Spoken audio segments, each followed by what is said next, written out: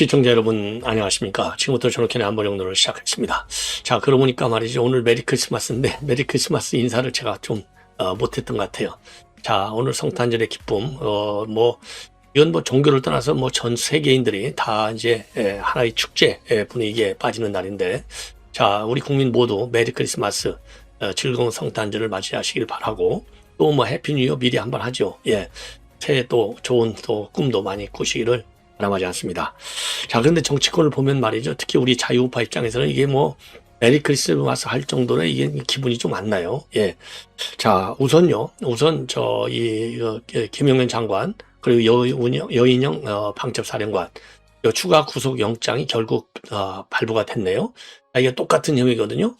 지금 그러니까 평양의 무인기 사건인데, 자, 똑같은 혐의이기 때문에 윤석열 대통령에 대한 영장도 결국은 발부될 것이 거의 확실하다. 이 참 불쾌한 일이지만은요, 그렇게 볼 수밖에 없고요. 영장을 추가 발부한 이유는 바로 그 증거 인멸이 되겠습니다. 특검 측 주장을 그대로 받아들인 거죠. 자, 그리고 지금 이제 에브리 리서치에서 여론조사를 해봤더니 처음으로 과반 아래로 지금 이재명의 지지율이 떨어지고 있습니다. 늦게 떨어지는 것이죠. 자, 그리고 이제 미국 쪽 동향이 심상치 않습니다. 하나는 대한민국에 대해서, 하나는 베네수엘라에 대해서.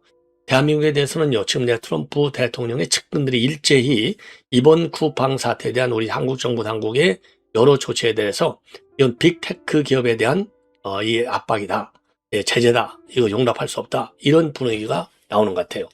자, 이미 관세 협상을 할 때부터 이 빅테크에 대한 미국 기업에 대한 제재는 하지 말아라, 이걸 강력히 주장해 왔죠. 중국만 좋은 일 시킨다는 거죠. 그래서 이번 쿠팡 사태도 결국은요, 미중 간의 경쟁 구도의 틀 안에서 쿠팡에 대한 우리 한국 정부의 조치를 평가하고 있어요. 당연히 그러니까 좋지 않게 나오는 거죠. 이러다가 보복 가능성도 충분하지 않나, 이렇게 생각이 들어서 현지 루비오 대통령, 그 국무총리도 마찬가지고, 그리고 오브라이언 전 NSC 보좌관도 굉장히 비판하고 있습니다. 그리고 그리어 USTR 대표도 마찬가지로 비판적입니다. 자, 이거 상당히 위험합니다. 미 의회 내 분위기도 상당히 안 좋습니다. 그러니까 행정부 의회, 그 다음에 USTR, 이런 정부, 이 모두가, 언론도 당연히 안 좋게 나올 수밖에 없죠. 예. 자, 그래서 우리 정부는요, 전방위적 압박을 가하고 있잖아요. 국세청에서도 들어가고, 지금 이제 이 상설 특검까지 설치했지 않습니까? 일전이 불가피한 상황이 아닌가, 이렇게 생각이 들고요. 그리고 베네수엘라에 대해서는 트럼프 대통령이 일찍이 지상전도 지금 하겠다, 강하게 입장을 표명했는데, 결국요, 지금 이제 특수부대 작전이 임박했다라고 하는 미국 언론의 보도가 나오고 있습니다. 자, 그래서 이게 지금 우리 자유파들의 경우에는요, 트럼프 대통령이 베네수엘라에 대해서 취하고 있는 조치가 곧 이재명 정부를 향하는 것이 아니냐라고 하는 희망을 걸고 있어요. 예, 이런 점을 말씀을 드리고, 그리고 이재명이가 말이죠, 김혜경이를 은근슬쩍 띄었네요. 야, 왜 야단만 치냐, 잘했다는 걸 얘기해야지, 이렇게 한마디 야단을 맞았다고 공개를 했습니다. 바로 어제 부산에서. 자, 근데 문제는 뭐냐, 그러면서요, 내가 잘했다고 안 하는 거, 지적 안 하는 것은 잘했다고 하는 거나 마찬가지다. 근데 그거는요, 아니 이재명이도 그래도 명색이 성남시장 2번 해먹고 경기도지사 조금 해먹고 그랬는데, 행정이 뭔지 알지? 공무원들은요, 칭찬을 해야만이 칭찬한 걸로 알지. 그러니까 아무 말도 안 하면요, 칭찬했다가 아니라, 아이고, 뭐 속된 말, 아이고 안 깨졌네, 욕 안 먹었네, 비판받지 않은데, 아무 말도 안 하면 비판받지 않은데, 질책을 받지 않은데 방점이 찍혀있는지 하는 것이지, 아무 말도 안 한 것을 칭찬했다고 하는 사람은 우리 대한민국 공무원 중에는 제가 보기에 정상적인 공무원이나 그런 공무원은 하나도 없어요. 아무 말도 안 한 걸 누가 칭찬했다고 합니까? 아이고 안 깨져서 다행이야, 딱 이러지. 근데 지금 뭐라고 있는지 아세요? 내가 아무 말도 안 한 것은 칭찬할 게 너무 많아서 칭찬을 안 한 거야, 알았지? 이렇게 해명을 하고 있는데, 이거 지나가는 소도 웃을 얘기다, 이렇게 비판하지 않을 수 없습니다. 여러분들 뭐 집에서도 그렇잖아요. 예를 들어서 자기 자식이나 뭐 손자, 아들, 딸들한테 아무 말도 안 한 게 그게 칭찬하는 겁니까? 야단을 안 친 거지. 그렇죠?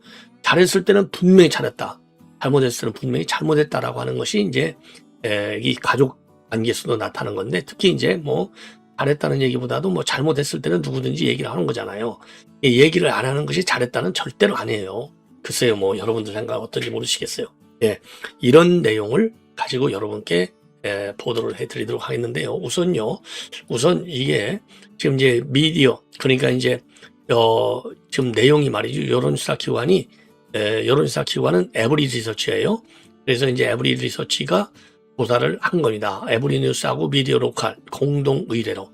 자, 그래서 이거를 조사해봤더니 이재명이가 처음으로 과반 이하로 떨어졌다. 49.1%. 그래서 전주 대비 말이죠. 전주 대비 2.2% 하락. 예. 자, 지난 여론조사, 전주가 아니라 지난 월초 여론조사 2주 만에 한 번씩 하는 거니까 2.9가 하락했고요. 잘못했다는 거 하는 것은 35.3인데 요거는요 3.3이 올라갔습니다. 그래서 이 격차가 불과 2.2. 그러니까 이거 이 데드크로스가 나타날 확률이 이제 굉장히 커지는 것이죠. 자, 이거는 여러분들 잘 아시다시피 쿠팡 사태, 대응이 미흡했다는 거, 환율 상승, 물가 인상, 그 다음에 전재수의 금품 수수 의혹, 이런 것들이 영향을 미쳤을 것으로 보이고, 그리고 이제 중요한 것은요, 긍정평가 50% 붕괴는요, 이재명에 대한 중도층과 그리고 진보 진영의 감소가 주 원인이다. 그래서 드디어 집도끼들의 이탈이 시작됐다. 이렇게 볼 수 있는 대목이 되겠습니다. 그리고 정당 지지율은 민주당이 40.9 떨어졌어요. 국민의힘은 38.4 약간 올라갔습니다. 자, 그래서 이게 지금 2.6% 차이로 지금 그러니까 이제 급추격을 하고 있는 상황이 되겠습니다. 자, 그래서 이렇게 우리 이제 국민의힘에 올라가게 된 것은 통일교 특검 이거 관철시킨 거가 이제 상당히 영향을 줬을 것이다. 자, 그래서 이거는 거대 여당과 소수 야당인 국민의힘과 개혁신당에 상당히 의미 있는 메시지가 된다. 이렇게 에브리 리서치의 김종원 대표가 평가를 하고 있습니다. 자, 이번에는요, 지금 이제 이 미국 외신 쪽으로 넘어가겠는데, 루비오 장관, 그 다음에 오브라이언 전 NSC 보좌관, 의원들 모두가 행정부 입법부 일제히 쿠팡 사태를 지금 비판하고 나왔습니다. 한마디로 얘기해서 루비오 장관 같은 경우는요, 미국의 플랫폼 기업을 건드리면 가만두지 않겠다. 강경한 입장을 내놨습니다. 좌시하지 않겠다. 이 얘기는 이제 곧 쿠팡 얘기를 하는 것이죠. 쿠팡. 그러니까 이제 쿠팡에 대한 이 압박, 이 제재가 사실상의 미국 기업에 대한 견제다. 이렇게 보는 거예요. 이런 얘기가 지금 DC 인사이드 갤러리에 나와 있다고 합니다. 자, 그런데 또 이 조선일보가 대대적으로 오늘 보도하고 있는 걸 보면은 트럼프의 전 책사인 오브라이언 전 백악관 안보보좌관이 쿠팡 사태, 이거는 그야말로 트럼프의 노력을 훼손하는 유감스러운 일이다. 트럼프 노력이 뭐냐? 빅테크 기업에 대한 제재를 풀어주는 거예요. 외국 정부들이. 자, 그래서 이거는 트럼프의 보복을 불러일으키는 것이다. 이렇게 얘기를 하고 있습니다. 정말 부당한 차별이라는 것이죠. 자, 그래서 이 오브라이언 국가보좌관이 한 얘기를 보면은요, 이 핵심은 지금 미중 간의 지금 경쟁이 정치, 경제, 군사, 안보적인 측면에서 대대적으로 일어나고 있는데, 미국 빅테크 기업은 제재하고 중국 빅테크 기업에 대해서는 호의적이고, 이거 미중 경쟁 입장을 하는 미국 입장에서 볼 때는 용납할 수 없다 이겁니다. 한마디로 얘기해서. 이거는 부당한 규제다. 자, 그래서 이 얘기를 보면 이제 한미 간의 외교 부분은 물론이거니와 무역 부분에서도 이 갈등으로 번져질 소지가 바로 이 쿠팡 사태에 있구나. 이걸 우리가 알아차려야 돼요. 자, 그래서 왜 그러느냐? 지금 이 쿠팡이 서울에 있으니까 우리 한국 가입자가 어마어마하지 않습니까? 한국 기업으로 착각을 하고 있어요. 자, 그런데 이제 쿠팡은 한국 기업이 아니고 미국 기업입니다. 델라워의 주에 등록되어 있고 뉴욕 증권거래소에 상장되어 있는 쿠팡 INC 인코퍼레이션. 이 쿠팡 INC가 한국 쿠팡의 지분을 100%를 갖고 있어요. 그러니까 완벽한 미국 회사예요. 우리 한국 회사가 아닙니다. 절대적으로. 자, 그래서 유럽 기업들이 말이죠. 미국의 빅테크, 구글, 아마존, 그다음에 X 이런 거에 대한 규제를 하다가 미국한테 얻어맞은 것처럼 지금 우리 쿠팡을 다루다가 미국한테 얻어받을 가능성이 상당히 크다. 이런 전망들이 워싱턴에서 고개를 들고 있습니다. 자, 더군다나 지금 왜 그러냐면 지난번에 말이죠. 우리가 이제 한미가 발표한 팩트시트 있잖아요. 설명자료.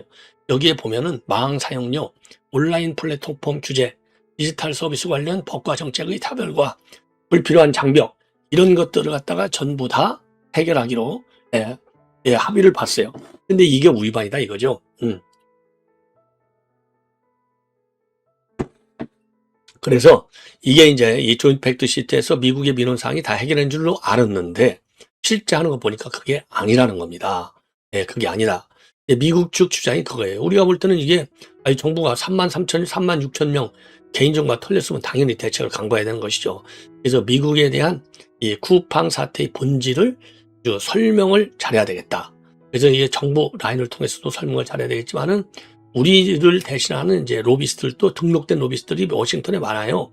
우리 로비스트를 이용해서 미 정부와 의회에 대한 설명을 더 똑바로 잘해야 될 것이 아니냐 이렇게 지적을 하지 않을 수 없습니다. 예.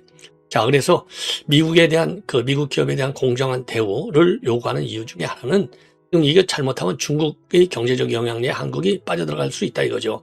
그러려면 미국이 이거를 억제를 해서 지금 전략적 균형을 유지하는 것이 굉장히 미국에도 이익, 한국에도 이익이다. 이렇게 보고 있는 겁니다. 예. 자, 그래서 이런 미국 측 시각을 우리가 잘 알 필요가 있어요. 그리고 데럴 이사, 이 공화당 의원은요, 지난 16일 날 하원 청문회에서 미국 기업들에 대한 한국 국회의 괴롭힘이 심각한 외교 경제 결과를 초래할 수 있다. 이렇게 경고를 날리고 있습니다. 그리고 마가 매체로 분류되는 온라인 매체에서도요, 온라인 매체에서도 지금 지난번에 로저스 쿠팡 임시 대표를 갖다가 상대로 모욕적인 질문을 퍼부었다. 이렇게 혹평을 하고 있는 겁니다. 예. 그래서 말이죠. 지금 이제 이 오브라이언 전 백악관 안보보좌관도 미국 테크 기업에 대한 공격적이고 차별적인 정책을 바로잡을 필요성을 갖다가 한국 관료들이 인정하고 있는 것이다. 근거 없는 형사 고발까지 포함되어 있다. 그래서 한국이 미국 기업을 대하는 방식에는 이런 큰 변화를 예고하고 있는데 영장 없이 지금 영장이 없이도 비슷한 효과는 임의 제출 방식, 그리고 공정위의 공격적인 현장 조사 이런 거, 그다음에 국세청의 세무조사 이런 것들을 지금 불만으로 표시하고 있어요. 그리고요, 그리어 USDR 대표도 지금 우리 한국이 부당하게 미국 기업을 대우하고 있다. 이런 인식을 가지고 있다고 합니다. 그래서 이런 미국 빅테크 기업에 대한 이 제재는 결국 중국 기업만 좋게 하는 것이 아니냐. 그래서 미 USDR에서는요, 한미 FTA 공동위원회를 갖다가 이번 달에 열게 돼 있는데 이거를 취소해버렸다. 이런 얘기까지 나오는 겁니다. 그래서 미국 측 동향이 심상치 않은 것을 우리 정부 당국에서 철저하게 실태를 파악해서 관련 대응 조치를 취해야 될 것이 아닌가. 이렇게 판단이 됩니다. 자, 그리고 이제 미국에서는요, 지금 베네수엘라에 대한 작전 개시가 임박했다. 그래서 카리브해로 특수부대를 전개하고 있다라고 하는 미국의 월스트리트 저널의 보도가 있습니다. 예. 자, 그래서 특수부대가 사용하는요, CV-22 오스프리 수송기 최소 10대가 뉴멕시코주에 있는 캐논 공군기지에서 카리브해 지역으로 전개가 됐다고 합니다. 자, 그리고 이 포스 스튜어트하고 이 포토 캠벨 육군기지에서 출발한 C-17 화물 수송기들도 미국령인 푸에르토리코에 도착을 했다는 겁니다. 자, 그래서 이게 이제 어떤 병력인지는 군 당국에서 보안상 발표를 안 하고 있지만 이게 결국은 베네수엘라를 때리기 위한 작전의 일환이 아닌가. 이게 전문가들의 평가입니다. 자, 그래서 특수부대 다산의 이런 전개라고 하는 것은 결국은 이미 말이죠. 트럼프가 여러 차례 지상정도 불사한다. 이렇게 얘기를 했잖아요. 그래서 그 일환이다. 이렇게 이제 보는 거예요. 보는 겁니다. 그렇게 보는 게 또 맞는 것이죠. 자, 그래서 이미 지난 작전, 이제는 지난 작전을 시작하겠다라고 얘기했고, 지상은 훨씬 더 쉽다. 그리고 곧 작전이 벌어지게 될 것이다. 이렇게 최근에 지난 12일 날 백악관에서, 그리고 18일에는 MBC 뉴스의 단독 인터뷰를 통해서 이 베네수엘라의 전쟁 가능성도 배제하지 않는다라고 얘기했어요. 자, 그래서 이제 마두로 정권을 축출하기 위한 이 트럼프 대통령의 작전이 본격적으로 들어선 것이 아닌가 이렇게 판단이 됩니다. 예. 자, 이번에는요, 지금 법원에서 이제 김영현 장관과 여인영 지금 방첩 사령관에 대한 추가 구속 영장을 발부를 했습니다. 자, 그래서 이게 발부가 되지 않으면은 지금 김영현 장관 같은 경우는 내일 풀려나게 돼 있는데 이제 다 틀렸어요. 큰일 났습니다, 이거. 자, 그리고 이제 여인영 사령관도 1월 초에 임기 이 구속 기간이 1월 2일 날 만료될 예정이었는데 전부 계속 구속 상태가 유지가 되는 거죠. 그래서 서울중앙지법 36부에서는요, 증거인멸을 우려가 있다고 하면서 추가 구속영장을 발부했는데, 이거를 보면 똑같은 혐의를 받고 있는 윤석열 대통령에 대한 추가 구속영장 발부도 불가피한 것이 아니냐. 상당히 안타까운 상황이 되겠습니다. 자, 그래서 재판부가 어제 말이죠, 특검하고 윤 대통령 측에게 30일까지 추가 의견서를 제출해달라고 요청했는데, 뭐 30일 이후에 나오니까 31일 날 나오겠네요. 31일 날. 아, 참 안타까운 일이 아닌가. 네, 이렇게 생각이 들고요. 그리고 이상민 전 장관의 지금 보석 청구 또 기각이 됐습니다. 그래서 계속 구속수행 상태로 재판을 받을 수밖에 없는 그런 상황이 됐네요. 자, 그리고요. 그리고 이재명이가, 이 김혜경이가 한 얘기를 갖다가 언론에 공개하고 있어요. 문제만 지적한다고 아내에게 야단 맞았다. 이렇게. 자, 그래서 어제 이제 부산 해수부 청사에서 해수부 업무보고가 있었지 않습니까? 거기에서 제 아내도 잘한 일을 자꾸 칭찬해야지 문제가 있는 것만 지적하면 되느냐고 야단쳤다. 예. 자, 그래서 왜냐면 이 공무원들 갖다가 저런 식으로까지 이제 핍박을 주면 되겠느냐? 망신 주면 되냐? 이런 비판이 상당히 커졌잖아요. 요거를 김혜경이가 이제 얘기해 준 거예요. 자, 그러면서 이 오해가 있는 것 같은데, 보고의 마지막이니까 설명하지만 사실 제가 문제가 있으면 지적할 텐데 말이 없으면 잘한 것이다. 잘한 것을 칭찬하면 너무 많아서 그런 것이니까 이해해달라. 야, 그러면서 말이죠. 보고서를 써갖고 와서 장관들이 그 내용도 잘못하는 거, 이런 걸 좀 지적하고 있고, 또 이 생중계로 이제 업무 보고한 거에 대해서도, 일부는 이제 경박한 그런, 장량스러운 이런 거 아니냐, 비판도 하지만 품격이 없다. 그 품격 없다는 비판은 어디서 알아듣고 있어요? 그게 이른 점이라면 한편으로는 재밌다거나 관심을 제공하는 것도 성과. 아니, 이게 무슨 재밌어요? 이게 무슨 코미디입니까? 아니, 업무 보고를 뭐 재미있냐, 재미없냐, 이 시각에서 본다는 것 자체가 대통령이 이거 정말 부끄러운 일이다. 아니, 업무 보고를 어떻게 재밌냐? 아니, 물론 이제 비공식적으로 사적으로야 뭐 재밌다, 재미없다 얘기할 수 있죠. 그러나 관전 포인트가 재밌다, 재미없다가 아니라 국가 정책의 방향이 어느 방향으로 흘러가느냐, 예측 가능성을 우리 국민들한테 줘서 정부 정책에 대한 신뢰성을 제고시키고, 그래서 정부 정책의 추진, 방향에 탄력을 받도록 하는 게 핵심이어야지, 재밌다, 재미없다, 비판했냐, 안 했냐, 칭찬했냐, 안 했냐, 이게 이제 중심이 돼버리는 거예요. 그러니까 업무 보고 회의의 격이 확 떨어진 겁니다, 이번에. 이번에 말이죠.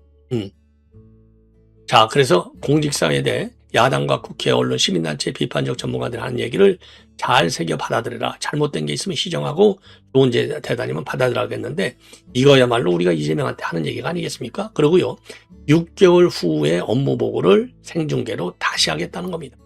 야, 이거야말로 폭탄 발언 중에 폭탄 발언이라고 하지 않을 수가 없네요. 큰일 났습니다. 네. 자, 이제 마지막으로 신평 얘기를 한마디 할게요.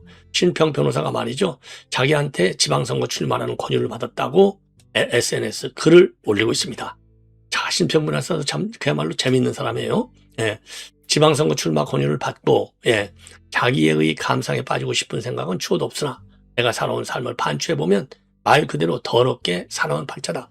집단 혹은 조직에 맞서는 행위가 한국 사회에서 그 개인에게 얼마나 파멸적인 결과로 이어지는지 알만한 사람은 안다.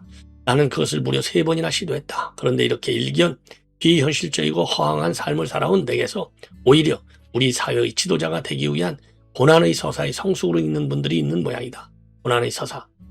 뭐 하여튼 신 변호사가 뭐 개인적으로 굉장히 훌륭한 사람이라는 거 알고 있는데, 그동안에 조금 구설수에 여러 번 올라온 바 있죠. 뭐 그런 점은 저도 뭐 안타깝게 생각을 합니다. 내년의 지방선거에서 중요한 어느 직책에 출마해달라고 진지하게 요청했다. 처음에는 이런지에 거절했으나 그쪽에서는 물러서지 않는다. 지방선거에서 여권이 다시 압승하면 어마어마한 사회적 퇴행의 쓰나미가 몰려올 것을 생각하지 않을 수도 있다. 않을 수도 없다. 고민이 깊어진다. 그러니까 뭐 경북지사 아니면 대구시장이겠죠. 이거 고민이 깊어진다고 보니까 출마하는 거 아닌가. 출마적으로 생각이 급선회하고 있는 게 아닌가 하는 짐작이 듭니다. 뭐 경력으로 치면 뭐 신평 이 변호사가 지자체장 하지 말라는 법은 없죠. 일단 지켜보도록 하겠습니다. 시청자 여러분, 이것으로 본 방송을 마칩니다. 네, 고맙습니다.